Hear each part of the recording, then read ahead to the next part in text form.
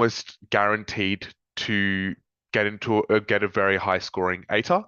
And with that, the opportunities are, endless. You can do literally whatever you want. I know the median ATAR at James Roos is a 99.2, which essentially guarantees you to be able to do any degree except for medicine. And for the people who want to do medicine, the James Roos cohort is known to take up most of the spots for the kids who do medicine, right? Bear in mind, a 99.2 is their median mark. That means the rank 70, 70th person, 60th person is scoring a 99 plus ATAR. For the slightly newer parents, this means that they're in the top 0.8% of all of Australians who've completed year 12. Again, it's to put it in perspective, North Sydney Boys, the school that I went to, we're typically rank three, rank two, somehow we came rank one 2023. The median ATAR for that school, my school, was a 97 ATAR. That's what the middle ranking student gets. So what the middle ranking student gets at essentially the number two school in Australia, in New South Wales, is 2% less, 2 ATAR points less, which is actually quite a bit less than what the James Roos person gets. So there is still quite a huge gap between North Sydney Boys and James Roos, in terms of the ATAR rankings, even though it's just a one rank difference. Not James Roos is sort of at its own level.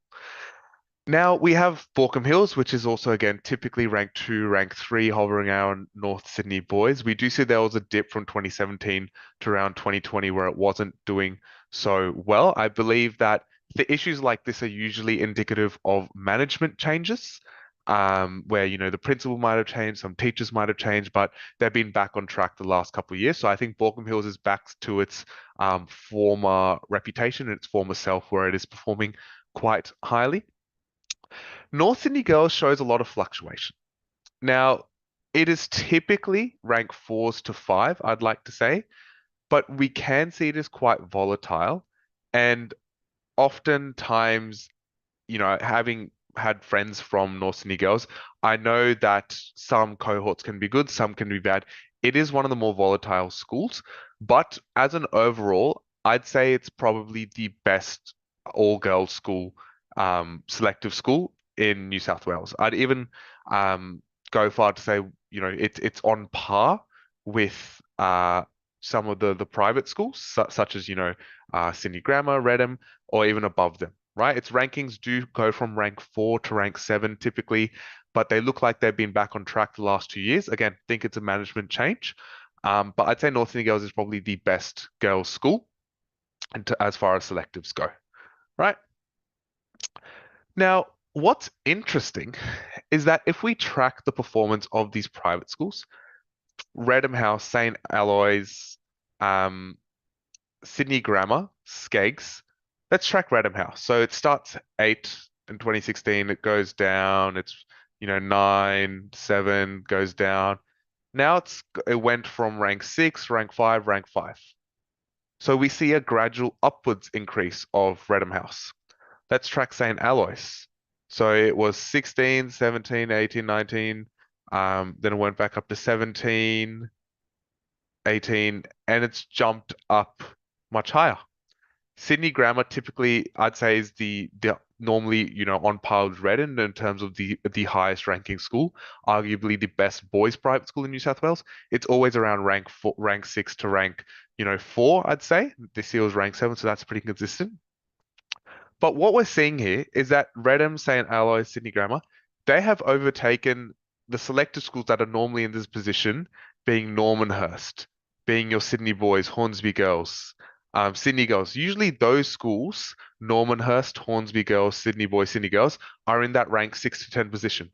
But what we're seeing is these private schools have just taken over those positions. And if we continue to go on, Skeggs, which is usually, if we follow it, it was rank 11, 13, 17, then it's slightly going up and up, up, up, up, up, went from rank 10 to rank 9. Let's look at Abbottsley. Abbottsley was down here, 13, 11, 11, 14, and then it's jumped up. Knox, again, exact same thing. Knox was ranked 17. It's never really cracked those high numbers, but over the past couple of years, and especially last year, it had a huge jump. Now, whenever I see big jumps like this, as such, when with the downwards jump for something like Bookham Hills, I'm thinking management changes, culture changes, something has changed in the school.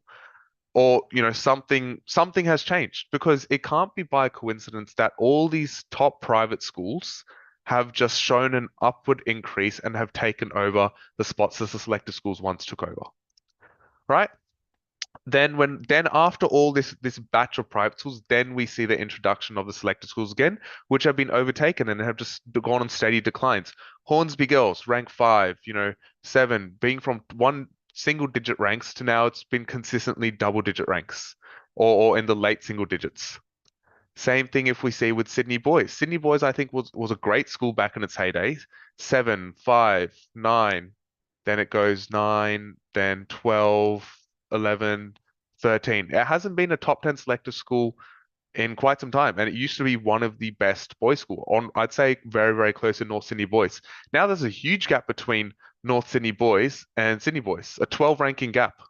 Even if North Sydney Boys is usually second, I do think James Roos will become first again. Even if North Sydney Boys is second, on an average, that's still an eight rank difference between North Sydney Boys and Sydney Boys. They are not the same school. They are very different. Eight rankings actually does affect quite a bit because if we see there's a two ATAR difference for the median from North Sydney Boys to James Roos, the median score at Sydney Boys might be something like a 94, 95 ATAR, which honestly, if you're looking to do things like law or get cadetships, scholarships, internships, med, any of these higher ranking things in uni, it's very hard to with a 95. Then we have the Islamic schools, which are typically they sit around this rankings. Then again, it's um, Asham, Asham and Pimble. These have typically stayed the same. They always have been around rank 15s, 20s. Not much change there. Then we have Northern Beaches, which is again one of the most volatile schools. Usually it's one of the lower ranking ones, and only people in the North Shore really go for this school. So it's one of those area specific ones. And Sydney Girls is actually quite shocking how big of a drop they've had. Similar to Sydney Boys, right? Sydney Boys, it was up there. Sydney Girls used to also be up in this area. I'd say it was almost better than North Sydney Girls at a point of time. And it was. I know. In 2017, Sydney Girls was better. And then it was slowly tracking North Sydney Girls. Then suddenly it's had a huge drop last 2 years. So I would again say there's a huge gap now between North Sydney Girls and Sydney Girls. It's not the same thing. I would personally be aiming for something like North Sydney Girls, North Sydney Boys, these top ones, these top four schools. Otherwise, I'd be going for a private school, right? And then I'd be considering, one of the lower ranking ones. And again, private schools are hard, but as you can see, there has been a great upward trends. I think there's been a culture shift potentially at these private schools, a lot more academic focus potentially. I don't know. I'm just talking about what the results and the graphs are showing me. But all these private schools are on an upwards trend, and they're taking the sort of spots and the marks away from the second tier selective schools, which is your Sydney Girls, Sydney Boys, Hornsby Girls, Normanhurst. Whilst the top tier selective schools, being North Sydney Boys, North Sydney Girls, Baulkham Hills, James Roos, have stayed quite strong.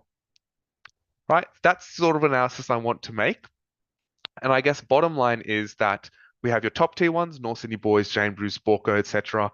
Then we have this upward trend of these private schools, which I think are the new go-to, because as we know, private schools offer a lot more of that, extracurriculars as well as the well-roundedness, and it's basically on par with the very, very top tier selective schools. Maybe slightly less in terms of ranking, but in terms of the other things they offer, I'd say they'd be better. And then we have the lower ranking selected schools, which have, shockingly, we saw with Sydney Girls, Sydney Boys have shown quite big dips. Even Hornsby Girls, Normanhurst, they haven't been recovering too well. Unless there's another shift in management, um, that's the trends that I've seen. You know what I mean? I think potentially Hornsby Girls, it is a really volatile school. I still think it's a pretty decent school. Maybe they would be needing a management shift, but again, past 3, 4 years, they've just showed a steady decline. That's it from me, guys. That's sort of analysis of these graphs and tables. I hope that was helpful, and I'll speak to you guys soon. Take care.